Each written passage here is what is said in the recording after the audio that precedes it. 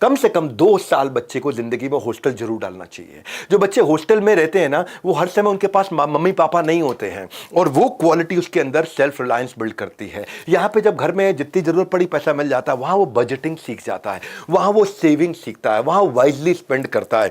Consequence इसका ये है कि वो इंडिपेंडेंट रहता है, तो बच्चे के अंदर कॉन्फिडेंस अलग लेवल का आ जाता है, और वो कई प्रॉब्लम्स के साथ डील कर पाता है, क्योंकि हर समय हर चीज़ उस बच्चे के हिसाब से नहीं होती है। हॉस्टल में वास्तव में नहीं होती, तकलीफों में आता है वो, और उस समय उसके पास में पेरेंट्स नहीं होते कंप्लेंट करने के लिए कि मम्मी मेरे को ये खाना ठीक नहीं लगा, दोबारा बना दो, दूसरा बना दो, तीसरा बना दो। वहाँ पे उसको मेस का खाना खाना पड़ता है। वो सेल्फ रिलायंस देता है, स्केड्यूल का फर्क पड़ने लग जाता है, स्केड्यूल का दिमाग में सेट हो जाता है। जो बच्चे जिंदगी भर हॉस्टल में पढ़े हैं ना, वो सुबह जल्दी उठते हैं जिंदगी भर। जो बच्चे जिंदगी भर हॉस्टल में पढ़े हैं, वो बड़े सेट टाइम पे नाश्ता खाना खाते हैं। और यहां पे क्या है, घर के अंदर तो रूटीन फ्लेक्सिबल है, कभी रात को 1 बज रहा है, कभी वेब सीरीज पे मिर्जापुर लगा रखी है, दिमाग खराब किया हुआ है। हॉस्टल में लाइफ डिसिप्लिन होती है भैया, उनका वे ऑफ वर्किंग बिल्कुल शेड्यूल बेस्ड रहता है, फिक्स टाइम होता है हर चीज का, नाश्ते का, खाने का, हर चीज का। उससे वो फर्क पड़ता है उसकी लाइफ में। बच्चों को पता चल जाता है अब मुझे अगला क्या करना है, अगला क्या करना है मालूम है। शेड्यूल उसको कंसिस्टेंसी देता है, शेड्यूल उसको स्टेबिलिटी देता है, वो अपने डिस्ट्रैक्शन को खत्म करके फोकस कर सकता है, उसकी लाइफ बड़ी डिसिप्लिन हो जाती है। डे स्कॉलर की लाइफ नेबरहुड पे, पड़ोसियों पे, रिश्तेदारों पे, घर के अलग अलग सामाजिक जो उनकी जिम्मेदारियां उस पर डिपेंड करता है। लेकिन हॉस्टल में कोई डिस्टर्बेंस एक्सटर्नल नहीं है, वहां एक ही फोकस है। सुंदर पिचाई बोलते थे ना इस बारे में कि पड़ोसियों के चक्कर में कई बार रात को लेट होते थे हम लोग। कोई फंक्शन है, सेलिब्रेशन है, कुछ त्योहार है, कुछ है, अगले दिन स्कूल मेरा मिस हो जाया करता था। और एक चीज़ जो मैंने हॉस्टल में सीखी है, मेरा एक बचपन का दोस्त था तेंजिंग, जो मेरे साथ हॉस्टल में पढ़ता था, तेंजिंग अरुणाचल प्रदेश से।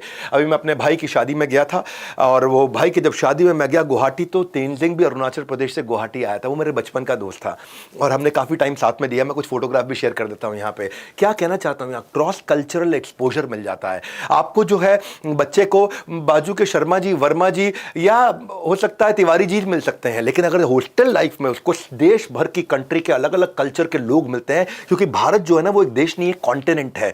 भारत अपने आप में एक अलग दुनिया है। भारत के अंदर 9 मेजर धर्म है, 28 से ज्यादा राज्य हैं, और 19,500 डायलेक्ट हैं। डायलेक्ट मतलब एक भाषा का, सब भाषा को डायलेक्ट बोलते हैं एक तरह से। तो हॉस्टल एक फिट प्लेटफॉर्म है जहां पर उसको अपॉर्चुनिटी मिलती है अलग अलग कल्चर से, जो उसके कल्चर के बाहर के लोग हैं उनसे सीखने को, उनके साथ मील शेयर करने के लिए, उनके साथ झूले पे बरसात में आराम से बाहर बैठते हुए गप मारते वक्त वो नए नए कल्चर को सीखता है। अलग अलग प्रकार के बच्चे हैं वहां पे। वहां हरियाणा का बच्चा भी होगा, रखे कर है, पंजाबी भी होगा, पाजी किद्दा, और वहां इलाहाबाद का लड़का भी होगा, अरे कहां बतिया रहे हो भैया, थोड़ा आप बैठिए। तो अलग अलग प्रकार के लोगों से मिलेगा, एक्सपोजर मिलेगा उसको, इंटरैक्ट करने का, कोलैबोरेट करने का, डाइवर्स ग्रुप के अंदर। अलग ही लाइफ है, स्टैंडर्डाइज लाइफ है। बच्चे को 2 साल हॉस्टल जरूर भेजना चाहिए। कैसे हॉस्टल, पूरी तरह समझिए बात को। डे स्कॉलर जो है ना, वो उसके पास हर प्रकार के लोग होते हैं, आसपास दोस्त होते हैं, कि अमीर दोस्त होते हैं, वो उनसे इनसिक्योर, इंफीरियर फील करता है उन रिच दोस्तों से। लेकिन हॉस्टल की लाइफ स्टैंडर्डाइज है, इक्वालिटी है, एक जैसे कपड़े सारे पहनेंगे, they are treating each other very equally. अगर आप मूवी स्टार के बच्चे हैं या किसी आईटी वर्कर के बच्चे हैं, लाइफ सिंपल और स्टैंडर्डाइज एक जैसी है।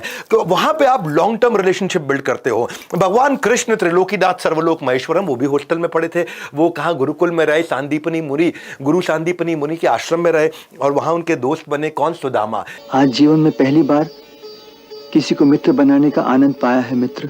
दोनों बाद में सेपरेट हो गए। सुदामा अपनी जिंदगी जी रहे, ये त्रिलोकीनाथ सर्वलोक महेश्वरम द्वारकाधीश, द्वारका धाम में रह रहे थे। और जब पता चला कि कौन आ रहे हैं, चक्रवर्ती सम्राट आ रहे हैं, नहीं, गरीब ब्राह्मण सुदामा आ रहा है, तब भगवान भागते हुए गए अपने महल से बाहर, उनको हाथ पकड़ के लेके आए, अपने राज सिंहासन में बिठा के उनके पांव धोए। और उनके पांव धोने के बाद रुक्मिणी भी जो थी वो भी ईर्ष्या करने लग गई, ऐसे कौन आ गए जिनको भगवान पंखा कर रहे हैं यहाँ बिठा के और 56 भोग खिला रहे हैं। ये है हॉस्टल लाइफ। ये हॉस्टल लाइफ की दोस्ती होती है, अलग ही लेवल की दोस्ती होती है, रिलेशनशिप जिंदगी भर रहते हैं। और फिर एक चीज मैंने हमेशा देखी, स्कूल लाइफ के अंदर